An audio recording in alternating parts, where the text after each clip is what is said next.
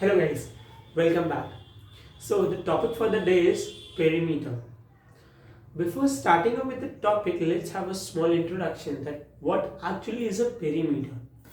So the boundary line of any figure having different number of sides is called a perimeter. यानी कि एक figure में जितनी भी साइड्स होती है ना, वो सारी साइड्स मिलके पेरीमीटर फॉर्म करती हैं किसी भी फिगर का. Now suppose there is a three-sided figure. Everybody knows that is called a triangle, right?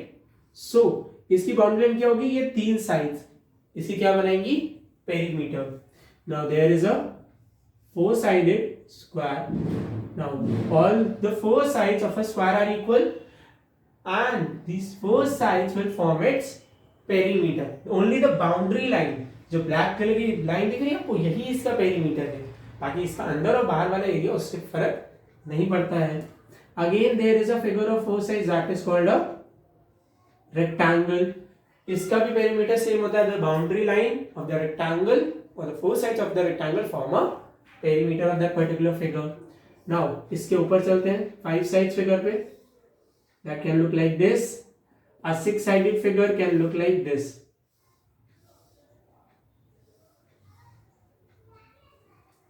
ऐसे ही जितनी ज्यादा साइड्स बढ़ती जाएंगी उतने ही ज्यादा मेजरमेंट्स और लाइन सेगमेंट्स बढ़ते जाएंगे. तो अब इन सारी फिगर्स का पेरीमीटर कैसे निकाला जाए? तो सबसे पहली चीज, किसी भी फिगर का पेरीमीटर निकालने के लिए we use a basic formula. Perimeter is equals to sum of all sides. यानी कि अगर हम सारी साइड्स को ऐड अप कर देंगे तो उसका पेरीमीटर निकल आएगा. कैसे? सपोज हमने लिया ट्राइंगल. इसका ये वाला साइड जो है ये 4 सेंटीमीटर का है, ये भी 4 सेंटीमीटर का है और ये 5 सेंटीमीटर का है. ठीक, तीन साइड्स है. तो पेरीमीटर का फॉर्मूला क्या होता है? सम ऑफ ऑल साइड. यानी तीनों साइड्स को ऐड अप करना है तो तीनों साइड्स को हम लोग ऐड अप कर लेंगे. तो 4 + 5 + 4. अब क्वेश्चन में यूनिट क्या हमारी? सेंटीमीटर. यानी कि आंसर में भी यूनिट क्या रहनी चाहिए? सेंटीमीटर. तो अब ऐड कर लो. 4 + 8 sorry 4 + 5 is 9 and 9 + 4 is 13. so that is 13 centimeters. तो ये क्या हो गया हमारा? Perimeter of a triangle.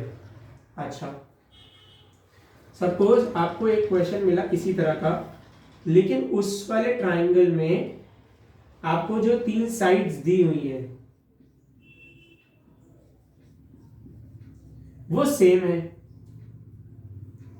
तब भी आप सेम फॉर्मूला लगाओगे. यानी कि perimeter is equals to sum of all sides. यानी कि पेरीमीटर में हम क्या करेंगे? तीनों साइड्स को ऐड करना है. तो 4 + 4 + 4. अब हमने पढ़ा था कि रिपीटेड एडिशन में क्या होता है कि the number of times the digit is repeating, we multiply the digit to that number. यहां 4 कितनी बार रिपीट हो रहा है? 3 times. So we multiply 4 into 3, that is 3 into 4 centimeters, that is 12 centimeter. अब इसको चाहे आप ऐड अप करके देखोगे तो भी 12 आएगा और 3 into 4 करके देखोगे तो भी 12 आएगा. लेकिन ये कब होगा? जब आपकी तीनों साइड्स सेम होंगी. अगर तीनों में से एक भी साइड डिफरेंट है तो बेटर है तीनों को सिर्फ ऐड करना. Is that clear? अच्छा, इस ट्राइंगल को जिसमें तीनों की तीनों साइड सेम होती हैं इसे कहते हैं equilateral triangle. Equilateral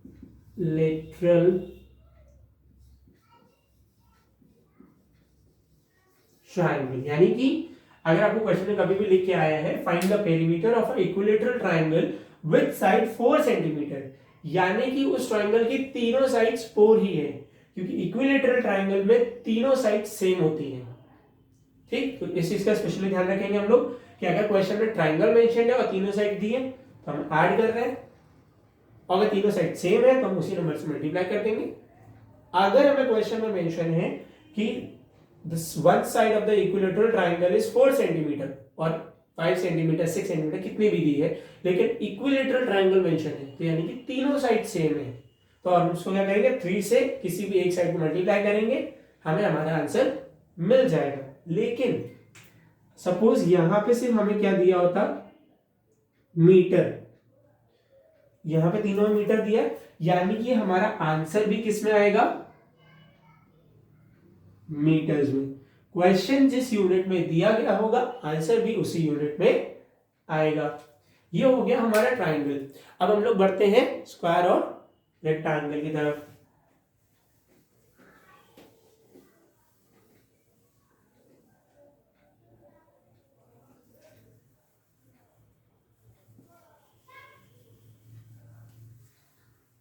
Now, everybody knows that in a square all the four sides are same, right?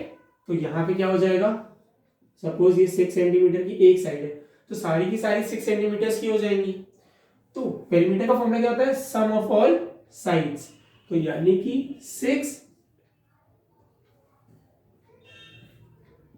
Plus 6 plus 6 and plus 6 and centimeters, तो ये कितना हो जाएगा, 6 plus 6 plus 6 plus 6 is 24 centimeter. अब मैंने आपको एक चीज और बताई थी कि कोई भी नंबर जितनी बार रिपीट होता है उसके नंबर ऑफ टाइम्स उसको मल्टीप्लाई किया जा सकता है। तो यानी कि इसको हम लोग ऐसे भी लिख सकते हैं, 4 इंटू 6 सेंटीमीटर्स, तभी हमारा आंसर कितना आएगा, 24 सेंटीमीटर्स। अच्छा, इसको करने के लिए हमें ये पता चला कि मल्टीप्लीकेशन ज्यादा इजी है, लेकिन यहां पे ये स्टेप हम लिख रहे हैं। तो अब सपोज स्क्वायर की जो साइड हमें दी गई है उसमें क्या मेंशन है, s, that the side of a square is s, then the perimeter is equal to sum of all sides। इसको इरेज कर लेते हैं।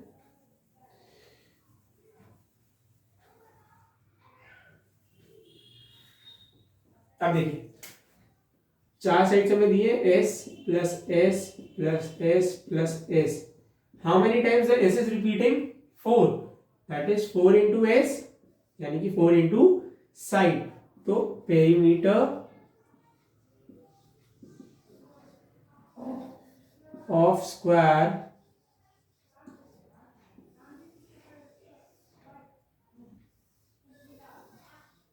का फॉर्मूला क्या बन गया, 4 इंटू साइड। अब हमें चारों साइड एड अप करने की जरूरत नहीं है, हमारे पास पेरीमीटर ऑफ स्क्वायर का फॉर्मूला है क्या, 4 इंटू साइड, यानी किसी भी एक साइड को हम 4 से मल्टीप्लाई करेंगे तो हमारा आंसर आ जाएगा।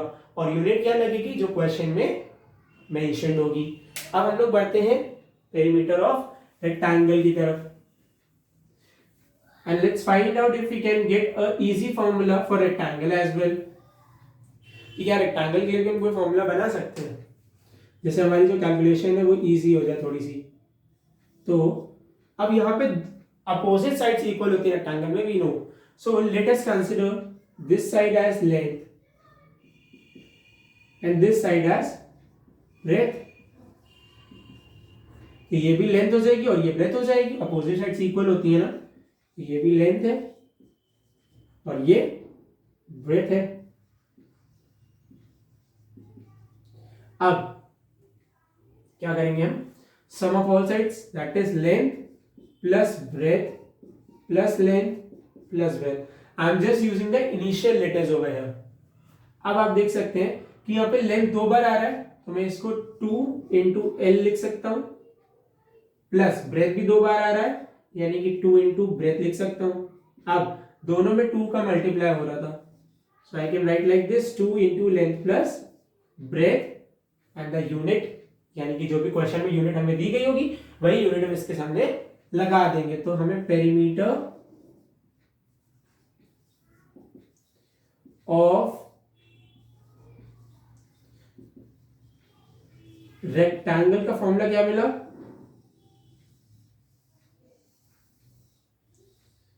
Perimeter of rectangle is 2 into length plus breath. अब इस फॉर्मूले को यूज करके मैं कोई भी क्वेश्चन रेक्टेंगल का सॉल्व कर सकता हूं, ठीक। अच्छा, एक क्वेश्चन लेके देखते हैं। सपोज मुझे यहां लेंथ दी होती 8 सेंटीमीटर और ब्रेथ मुझे दी होती 4 सेंटीमीटर। मैं इसी फॉर्मूले पे रख के करता हूं, 2 इंटू 8 प्लस 4 कितना हो गया 2 इंटू 12 दैट इज 24 सेंटीमीटर्स। और आप नॉर्मली ऐड करके देख लो, इसके आगे ऐड करके देखते हैं 8 प्लस 4 प्लस 8 प्लस 4, तो 8 प्लस 4 12, 12 प्लस 8 20, 20 प्लस 4 24, अगेन हमें क्या मिला 24 सेंटीमीटर्स। तो चाहे हम फॉर्मूला रख के करें चाहे हम सारी साइड्स को ऐड अप करके करें हमारा आंसर सेम आएगा। तो बेटर क्या है हम फॉर्मूला यूज करें। तो पेरीमीटर ऑफ स्क्वायर का फॉर्मूला क्या होता है 4 इंटू साइड, और पेरीमीटर ऑफ रेक्टेंगल का फॉर्मूला क्या होता है 2 इंटू लेंथ प्लस ब्रेथ। अच्छा, इसके बाद हमने अगली फिगर कौन सी बनाई थी, a figure having the 5 sides, यानी कि 5 साइड्स वाली फिगर बनाई थी जिसे हम लोग पेंटागन कहते हैं। तो अब पेंटागन का एरिया पेरीमीटर फाइंड करके देखते हैं कि क्या आएगा। अच्छा, रेक्टेंगल के बाद यानी 4 साइड्स के बाद जितनी भी हमारी शेप्स होती हैं 5 साइड की हो 6 की हो 7 की हो 8 की हो, उनके लिए मोस्टली हम लोग बेसिक फॉर्मूला ही यूज करते हैं, that is perimeter is equal to sum of all sides. यही फॉर्मूला यूज करते हैं। लेकिन इन केस हमारे पास एक फिगर दी हुई है इस तरह से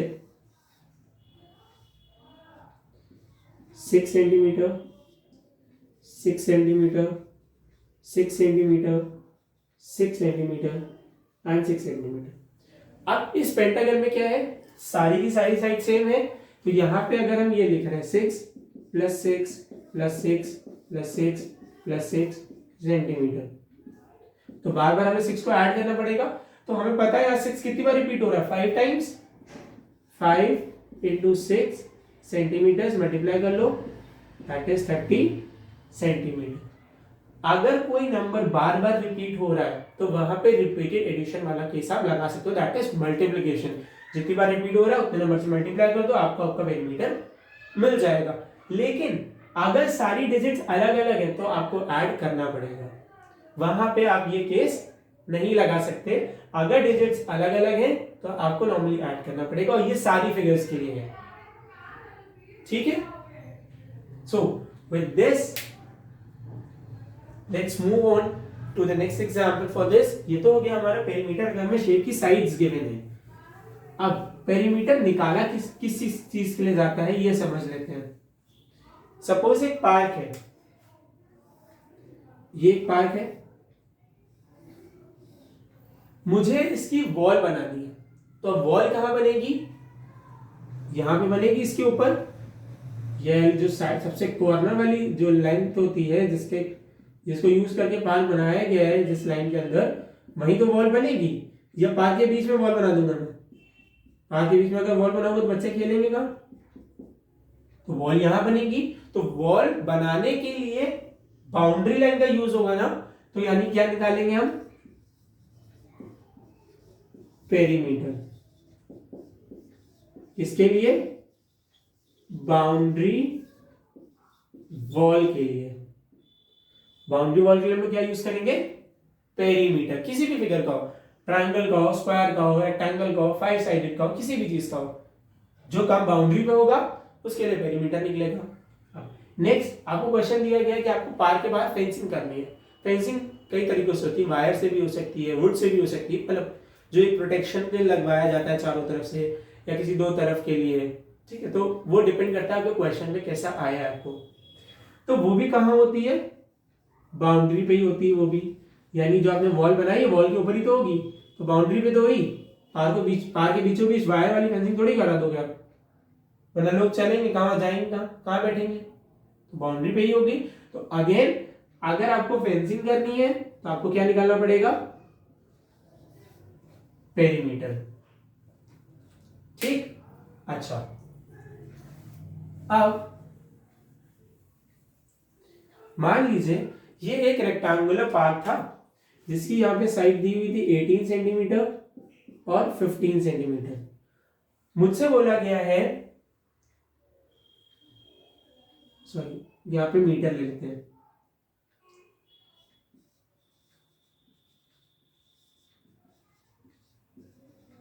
कि पर मीटर जो कॉस्ट है फेंसिंग की वो कितनी है ₹5 पर मीटर है। अब मुझे निकालना है कि मेरी टोटल फेंसिंग की कॉस्ट कितनी आएगी। Question has been given to you that the length of the rectangle is 18 meter and the breadth is 15 meter. ठीक, find the cost of fencing if the rate of per meter is 5। ठीक, तो सबसे पहले हम लोग क्या करेंगे, perimeter of rectangle, formula क्या था,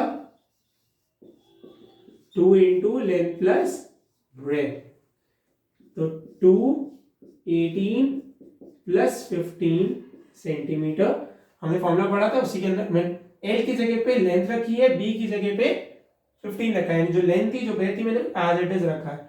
अब इसको हम लोग सॉल्व कर लेते हैं, 2 इंटू इन दोनों को ऐड कर लीजिए, 8 प्लस 5 is 13, 1 carry that is 33 centimeters, that will go to 66 centimeter. ये हमारा आ गया रेक्टेंगुलर पार्क का पेरीमीटर जहां पे फेंसिंग होगी। अब हमें क्या निकालनी है, टोटल कॉस्ट ऑफ फेंसिंग, तो वो कैसे निकलेगी, पेरीमीटर को मल्टीप्लाई करेंगे हम किससे, पर मीटर की कॉस्ट से, तो वो क्या हो जाएगा 66 इंटू 5, तो 6 5 जा 30, 0 का 3 कैरी, 6 5 जा 30 प्लस 3 33, यानी कि पूरे पार्क को फेंस करने की कॉस्ट कितनी आ गई 330।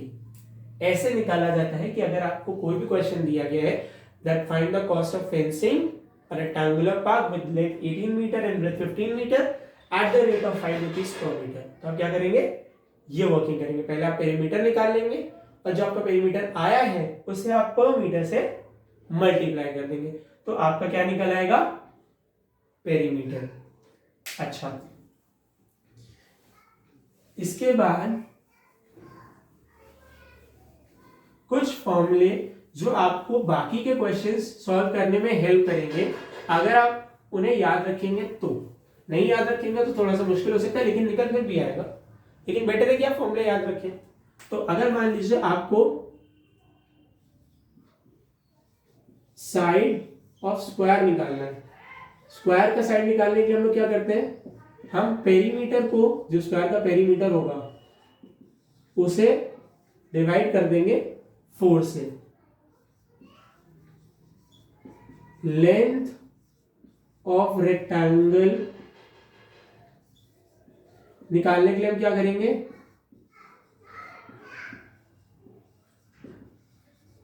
पेरीमीटर डिवाइडेड बाय 2 इंटू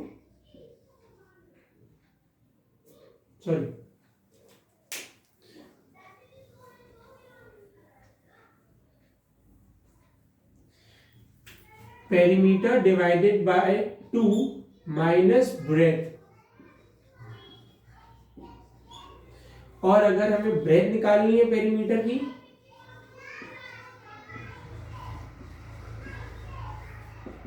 यानी कि रेक्टेंगल की अगर हमें ब्रेथ निकालनी है तो हम क्या करेंगे, पेरीमीटर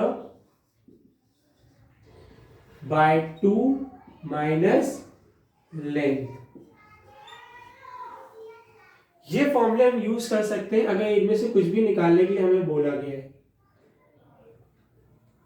अच्छा, एक चीज हमेशा याद रखिएगा, किसी भी क्वेश्चन को इन चैप्टर्स में सॉल्व करने से पहले हमेशा वो चीजें लिख लीजिएगा जो आपको क्वेश्चन में गिवन है। जैसे अगर आपको पेरीमीटर दिया हुआ है तो आप पेरीमीटर नोट डाउन कर लीजिए सॉल्यूशन के अपने ऊपर ही, that the perimeter of the rectangle is this, length दी है तो लेंथ लिख लीजिए, ब्रेथ दी है तो ब्रेथ लिख लीजिए, और जो ना दिया हो उसके आगे क्वेश्चन मार्क बना लीजिए। उससे आपको हमेशा ये हेल्प मिलेगी कि आपको निकालना क्या है, और जो निकालना होगा वो आप इन फॉर्मूलों की मदद से निकाल सकते हैं, right. So with this, if you have any queries, suggestions, or you want me to create a video on a particular topic, you can drop down into the comment box and I will get back to you. Till then, keep learning, keep practicing. Good luck.